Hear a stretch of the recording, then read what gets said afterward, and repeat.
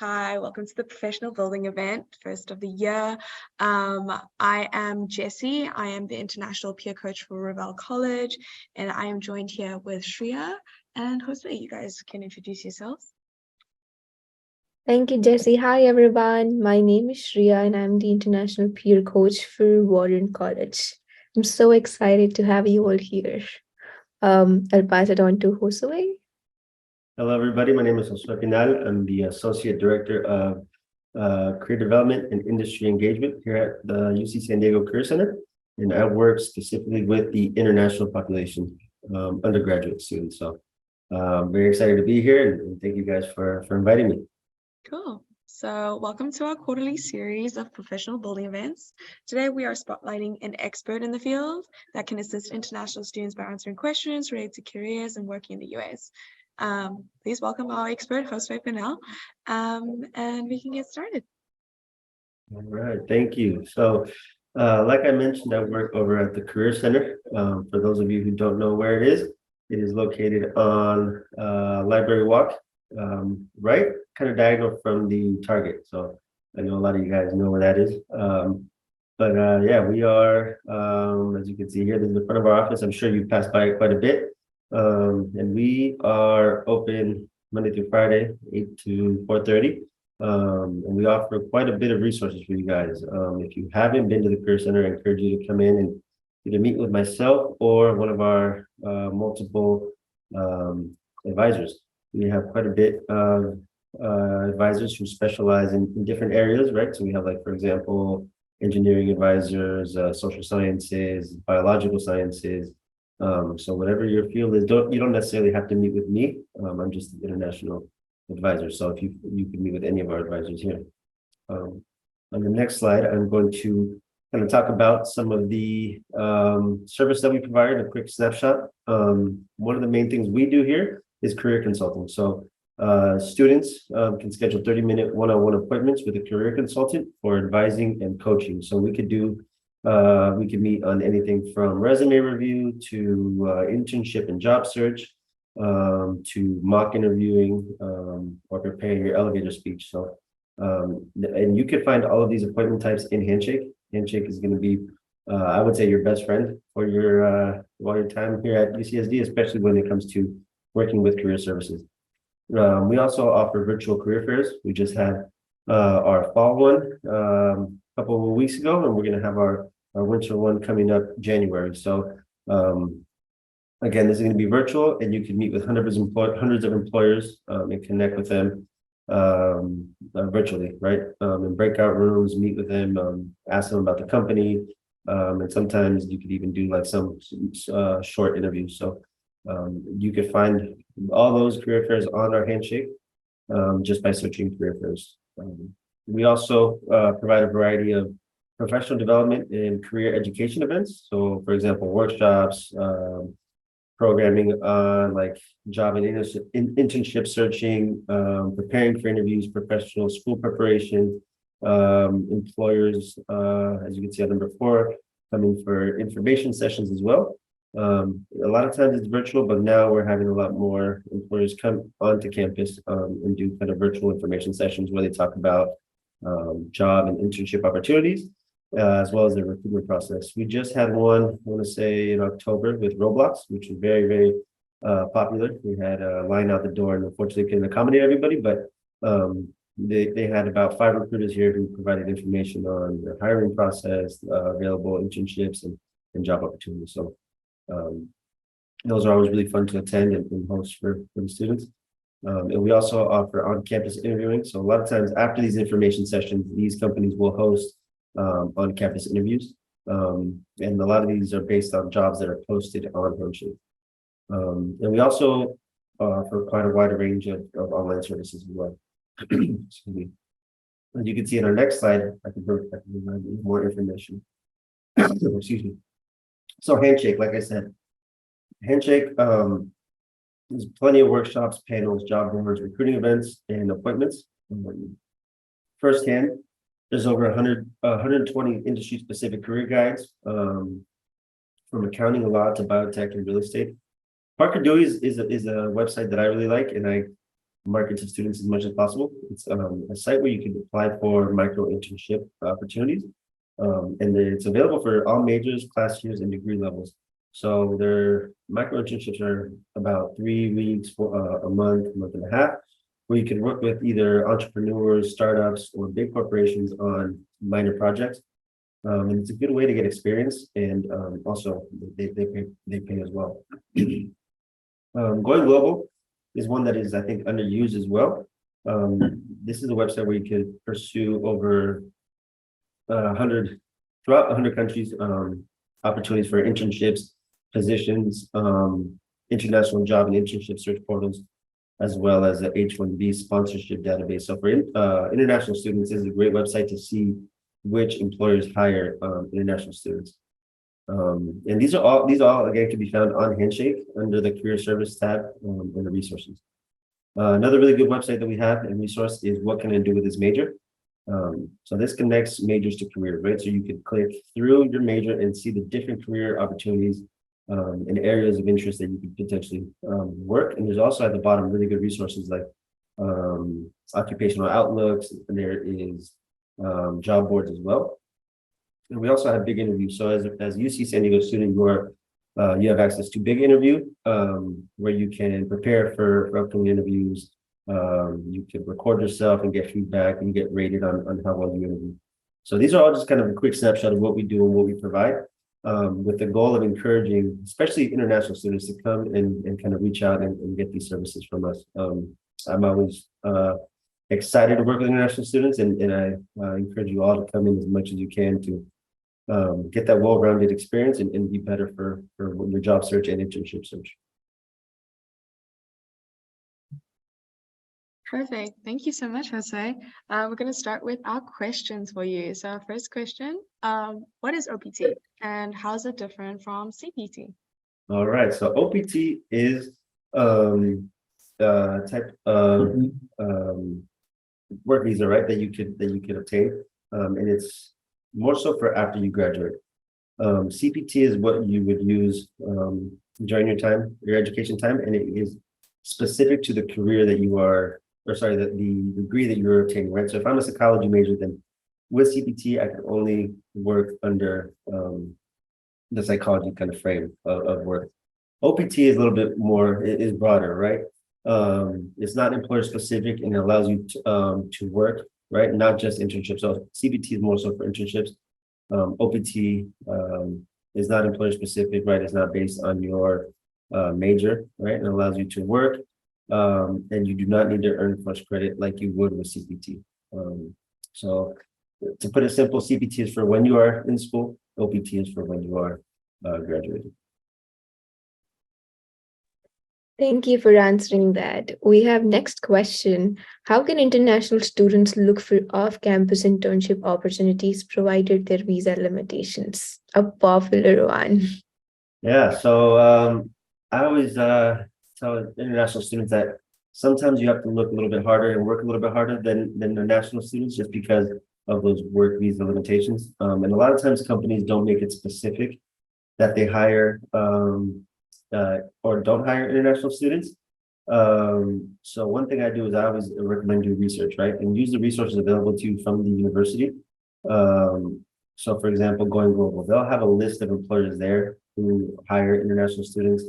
And also in the Career Center, we have a Excel sheet where we also write down which employers have hired our students specifically, international students specifically. So you can always kind of cross reference those two resources. And one of the biggest resources that I recommend is Handshake, just because in that portal, you can filter through companies that hire OPT, CPT. So if you go to the filter section in Handshake, at the very bottom, it says accepts OPT, CPT, right? Or it says will sponsor or does not require work authorization. So I always suggest clicking those two filters, because that's going to make it a lot easier when you come down to kind of searching the career. So, and a lot of students don't know that that filter exists. So it's really good to get that information out there so students know that they can filter by those employers. Thank you. That was very informative. So question number 3, how can job seekers learn about a company's work culture? Does it offer like a traditional 9-to-5 job? Is it flexible, etc.? Good. Yeah, this one is something that I try to instill into international students in general, quite a bit. The idea of informational interview, right? So reaching out to a recruiter or a human resource manager through LinkedIn, and asking kind of asking them these type of questions, right? What does your company culture look like? What does a typical day in my position look like? What are the benefits, right? Asking these questions, and the majority of the time, these companies and employers are happy to have these kind of informational sessions. And through the Career Center as well, employers come in and do these type of informational sessions as well. Also, another underused resource is the alumni from UCSD, right? So I encourage a lot of students to, whether it's through LinkedIn, reach out to alumni who are working in the field that the student is looking to get into, and ask them questions about their not only the company or that they work for or the position, but kind of their trajectory as from a student into their career as well. And a lot of times, well, the majority of the times, alumni are very willing to help UCSD students, right? Students that have gone to their university, and I think it offers a lot of valuable insight into what students can expect, right, in the workforce. And there's another resource that we have. It's called Triton's Connect. I'll put it in the chat for you guys. It's a really good resource. This is, you could think of as a LinkedIn for specifically UC San Diego alumni and students. So the nice thing about this website is that alumni are making themselves available there to mentor students. So it's really cool that you can reach out to them and ask them questions. A lot of them are open to talking about career advice, resume reviews, internship advice, or just simply meet for coffee and answer questions, right? So I think that's a great resource that students can use to ask these type of questions to people who are working not only in the field that they're looking for, but the companies that they want to work for as well. Thank you so much. I myself wasn't aware of Triton Connect until someone from Career Services Center told me it's an excellent resource. Yeah. Yeah, hopping on to next question. Is it common for people to switch jobs within their career, or do they stick with a permanent job? Yeah, that's a great question. So there's a statistic that says on average in someone's career journey, they switch jobs about 16 times, right? So I always say, don't get married to the idea that you're gonna have one job for your whole working career.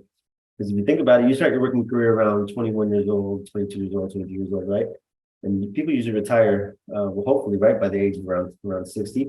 So that's a long time, right, to stay at one job. So the statistics have shown that about, on the average, people switch jobs around 16 times. Could be less, could be more, right? I've known people who have had the same job for 20 plus years, right? So it kind of just depends. But yeah, and you're gonna find throughout your career journey that sometimes some companies can't provide that kind of stepping stone and growth that you need or you look for, right? So you kind of have to be open to the idea of kind of not settling and looking for something that's always going to be, forward moving for your career. Sometimes people look for, culture change, right? Sometimes they look for more flexibility in the work environment, right? Working remote, coming to the office. So there's a lot of reasons that people switch jobs, but on average, yeah, it is very common for people to switch jobs. It's also very common for students to kind of switch majors, right? That's something that's not really kind of talked about often. But for me, for example, I was a business marketing major, and I switched my major to sociology. So that kind of ties in with your career, right? You always want to find a balance of, monetary fulfillment and fulfillment in general with feeling happy in what you're doing, right? So, and one thing I always kind of recommend is don't conform and kind of get stuck in your career, right? Always look to push the needle and kind of challenge yourself, right? To new opportunities, new challenges, and new environments. Thank you, Jose. It's interesting to know that people can on average change their job 16 times. I know. So that's kind of crazy. Moving on to our next question. Is it hard to secure a job with an unsatisfactory transcript? Oh, that's a good question. So, I'll use myself an example. I've only had one one job that has asked for my college transcript. And to be quite frank, I wasn't a straight A student. Far from it actually. But so with that being said, they reviewed it in more of a sense to just confirm that I had that college education. And this was the first job out of college for me. And that they were the only ones who asked for my transcript. As I progressed throughout my career, I haven't had anybody ask for my transcript. But it could be specific companies might have different requirements. I know for internships, for example, some companies will have requirements as to B average or A average or and then they might ask for transcripts to just kind of to prove that you are in that standing. But no, it's not hard to find a job with unsatisfactory transcript. If I could do it, you guys can do it. That definitely gives some relief. Next question. What's your advice and resources for international students who've just started looking for a job?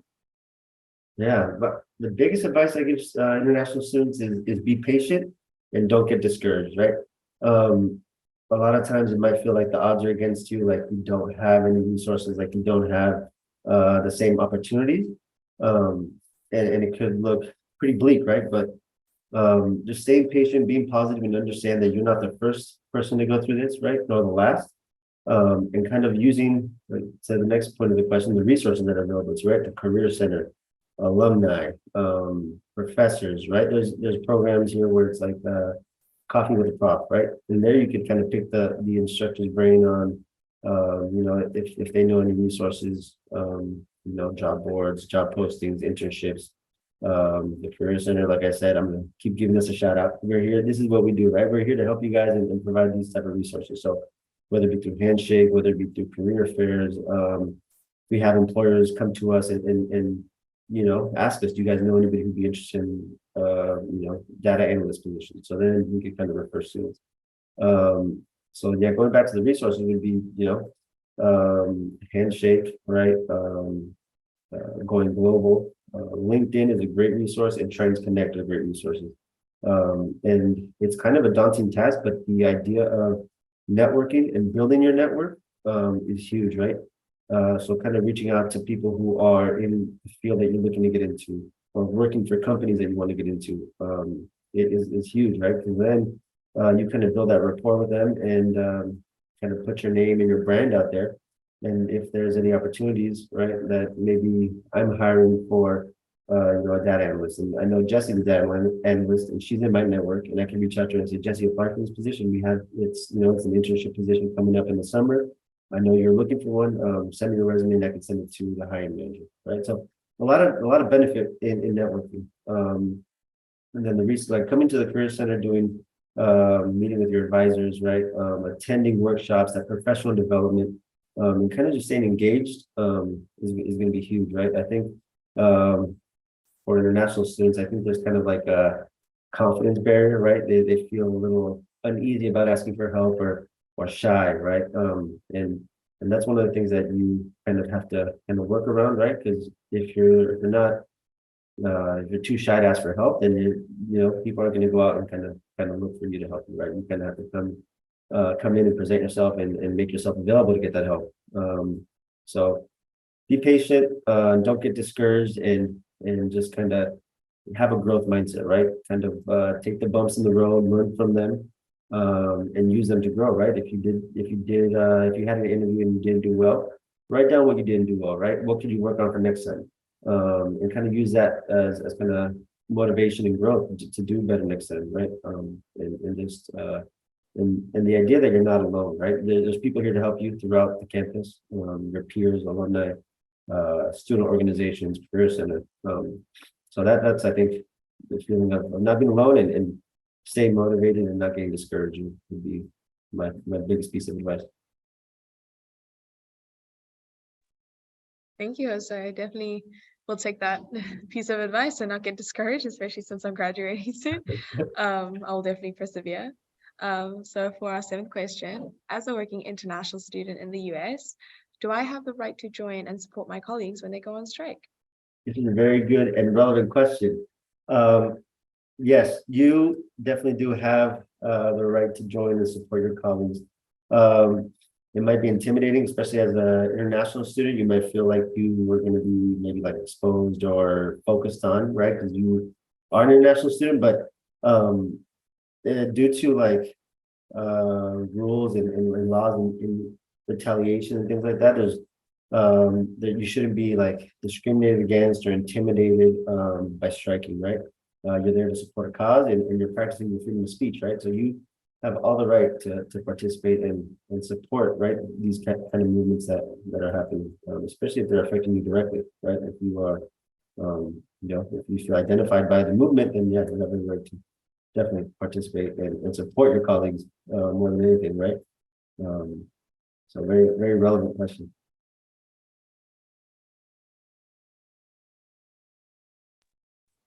Thank you. Our final question, which is a very interesting one. What did your professional journey look like? We're very interested to know. Okay, yeah. So I kind of touched on it a little bit, but I started off as a business marketing student, first generation student. So I didn't have a lot of resources readily available. I kind of had to figure it out kind of on my own. For the most part, I had a little bit of help along the way, but so as a first gen, I kind of was a lot of how would I say it? I was kind of pressured into doing something that was going to be financially, beneficial for me. And then as I started taking the courses, I felt like I wasn't identifying with what I was studying. So transitioned into sociology, where it was a lot more people focused and people based, maybe not as lucrative, right, in the long run financially. But yeah, I enjoyed it, right? And it fulfilled what kind of what I was looking for, helping people. I enjoy helping people, working with people. So during my time at college, I got an internship at the Boys and Girls Club as a counselor mentor. And that's really where I started really enjoying working with students, right? Young students. And so that was kind of my goal when I was in college. I wanted to be a counselor. I wanted to be working with young people and people who were in the same position as I was, a first generation student, kind of helping them navigate through the confusing time. But I didn't really put much attention to it, right? I kind of just put that in the back of my head. That's what I want to do. And I was like, oh, I'll figure it out kind of when I get there, right? So one thing I regret not doing is going to my university career center. So learn from my mistakes and then do that. And so after I graduated, I came home and just like any college student, I kind of struggled to find a job at first. I was applying and not getting any calls back. I sent out probably hundreds of applications and I maybe got one phone call, one interview, didn't really go anywhere. So I was getting discouraged, didn't know what to do. Luckily at the time, my dad had his own remodeling company, home remodeling, so I was working with him. So I was earning some income at the time. And then I finally got a call from a workforce development company in up in Oceanside, up in North County. And it was an administrative assistant position that was paying, I think, like $12 an hour or something. But I jumped on it. I was like, this is the first place to give me an offer. I'm going to take it. And I'm going to work my butt off until, and kind of, prove to them why I should be there. So they hired me as administrative assistant, and within 3 months, they promoted me to kind of like a case manager, caseworker, right? So I was working with people, helping them find jobs. So that's kind of where my career development kind of started happening. And I was there for about 2 years, 2 or 3 years, and then I received someone on LinkedIn reached out to me and asked me if I was interested in a position as a recruiter. So a recruiter is essentially what I do is I would help people find jobs, right? So companies would reach out to us and say, we're looking for a human resource person for a year-long contract. Someone's going on maternity leave. Can you help us find this person? So I would reach out to people, look at their resumes, and kind of refer them to to this company. They would hire them. So that was fulfilling for the time. But then it just got to be a little too much. It felt too much like a sales job, right? I was selling these positions to people, and I just didn't really identify with the position. And then I applied for a position at it's a small vocational school up by Cal State San Marcos. It's called Pima Medical Institute, and they focus on the medical field for like dental assistants, respiratory therapists, and things like that. So I applied to this position, and I didn't get a call back initially, right? But I kept seeing the position posted on LinkedIn and Indeed. So it was about 2 weeks. I didn't hear anything, so I applied again. And then another 2 weeks passed. I still didn't hear anything, so I applied a third time. And the third time, I finally got a call back. And I got an interview, and a short time later, I got the job offer. So that's when I really fell in love with working with students and kind of making a difference in their lives. So what I would do is very similar to what I'm doing now: workshops, professional development, resume reviewing, and helping students kind of start their careers. And then, so I was there for about 3 years. And then again, I was on LinkedIn, kind of just looking around. I had no intention of leaving my previous position, but I saw a position with UC San Diego here. And I just told myself, like, just apply, see what happens. The worst that can happen, you don't get a job, you don't get a call back, you still have a job. So I applied. And then about a week later, I got a call for an interview. And next thing I knew, I was on my third, fourth interview with UCSD, and I got a job offer. So now I'm here, and it's been one of the best decisions, not only career-wise, but personally as well. I love it here. I love the students I work with, specifically international students. You guys are awesome. You guys are, you guys motivate me. You guys have a very high energy, and you guys are. I give you one task, and you guys are ready with the task finished the next day. You guys are awesome. So I've enjoyed my time, and I plan to be here for quite a while. So that's a little bit of kind of what my journey looks like. A lot of rejections, a lot of not being called back for interviews, a lot of I got ghosted a lot by employers, right? I applied, interviewed, never heard from them again. But what made it all worth it was that one job offer, right? And accepting that job offer. So that makes everything makes everything better. So like I said, don't get discouraged, stay motivated, and always be hungry to grow, personally and professionally, right? Don't settle for kind of where you're at, and always look for new challenges, new adventures, and new environments. So. Thank you, Jose. That was very, very nice to hear your whole story, and that you ended up where you are now. So congratulations on that. Thank you. And if we're ready, we can start the live Q&A session. So raise your hand if you have a question, and we can start going with that. I have a question. So I was wondering more about the OPT process, like how long does it take, when to enroll? And along those lines, I was wondering when should an international student begin their job search when they're nearing graduation? I know that I have applied on times like too early. I've been in an interview and they're telling me like, oh, you're going to start in 3 months, and I graduated in like half a year. So yeah, I was just wondering a little bit about that. Yeah, so OPT, the length of OPT is about 12 months, right? If you're STEM, you can apply for an extension. I believe it's 24 months. But it's let me send this. Actually, I'll put this in the chat for you guys as well. It's a really good resource. I'm not sure if you guys use it, but it explains a little bit more, right? Initial OPT, but 12 months, right? You start by requesting your OPT I-20 form from the ISPO office. Submit your OPT application to the USCIS, and then stage 3 would be waiting for the approval for the OPT application. And then you would maintain your F1 status while you're on OPT, while following the regulations that they have. Specifically, I would refer you to the International Students Programs Office, ISPO office. They could go into more detail about that. But in terms of applying, I would do it like around 3 months before you start before you're graduating, right?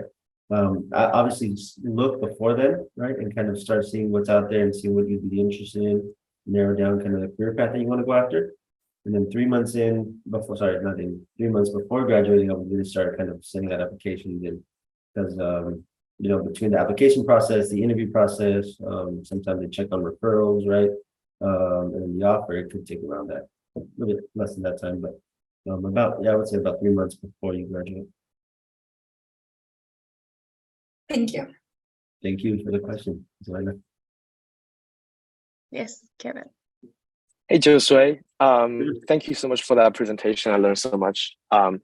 Personally, I have a question about internships. Yeah. I'm trying to apply for a summer internship for the next summer, but my situation is a little bit tricky because I'm graduating my bachelor degree next summer, but I'm continuing my master the fall after. So would that summer be considered as a CPT or OPT? I believe that would fall under CPT because you're still continuing education. And yeah, so that would be CPT. But when I'm applying, since I'm not sure about my master program yet, should I tell them the expected graduation date is 2024 or should it be 2023? Because it makes a big difference when they consider internship applicants. Yeah, so if you're not sure, I would just stick with your undergrad graduation date until you are sure that you're going to go into the master's program. Right. So okay. Because that way you're being honest, right? But you're still kind of, if you change your mind, then you could add the secondary date. Okay, thank you. You're welcome. I have a question. Yeah. What is the advising like for Career Center? Like, is there drop-in advising? Is it usually online, virtual options? Yeah, so we have drop-in advising, but that would be with our career peer mentors, so CPEPs. But if you want to meet with the Career Center advisors, the best way would be to make an appointment through Handshake. So if you go to Career Handshake, then Career Center, and then under the Appointments tab, you will see everybody who's available for appointments by day, right? And then, but you could select which advisor you meet with, depending on if you want to meet with someone, for example, if you are a science major, right? You can meet with the biosci advisor. And it says next to it are the advisor names, it says their specialty. So you can kind of search it through there. So if you want to meet with international advisor, you just look for my name and right next to my name, it would say international. We have appointments Monday through Friday. Some days, or for all of us, it tends to get booked pretty fast. So just keep an eye out. We have it 3 weeks in advance, sometimes months in advance, like availability. So just join the Handshake and see what we have available. And that would be the easiest and the most efficient way to make it. Thank you. Hey, Josue, Yes, I got another question. So Yeah. sometimes your job position is like, this job because of a friend referral or professor referral, whatever. I know this is very advantageous to your application, but like in what kind of process can you emphasize this referral aspect to increase your competitiveness? Yeah, some applications will say, were you referred by anybody? If so, who? You could put their name there. Some applications will say, do you know anybody who works at the company? And then if you like click yes, it'll say who, and then it'll say what's the relationship, right? So it would say like referred, friend, relative, right? So that would be the best way.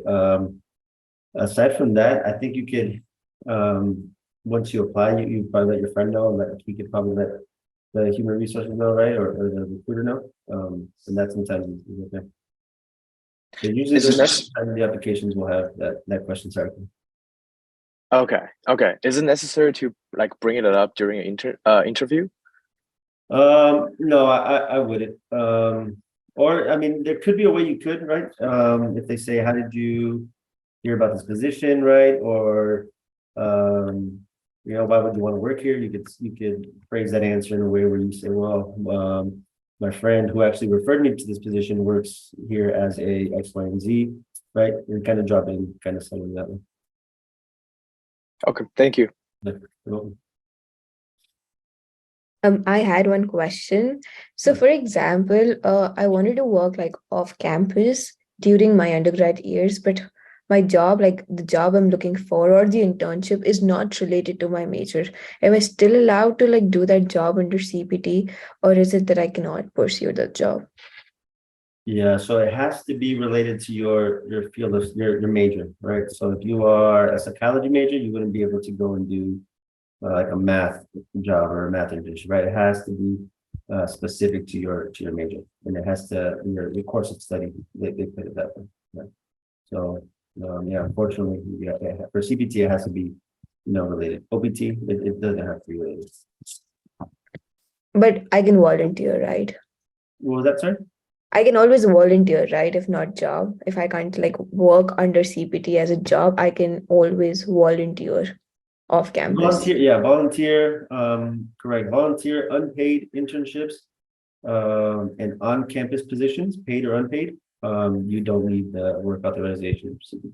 Yeah, so volunteer work. Sounds good. What do you guys think? I'm gonna put my email in the chat. If you guys think of any other questions or have anything that you need help with, feel free to reach out. I'm happy to help any way I can. And otherwise, you guys can make appointments with me in Handshake. If you guys resume review, cover letter review, internship search. One of my favorite things to do is help you guys find internships and jobs. So feel free to reach out. Perfect. Last call for questions.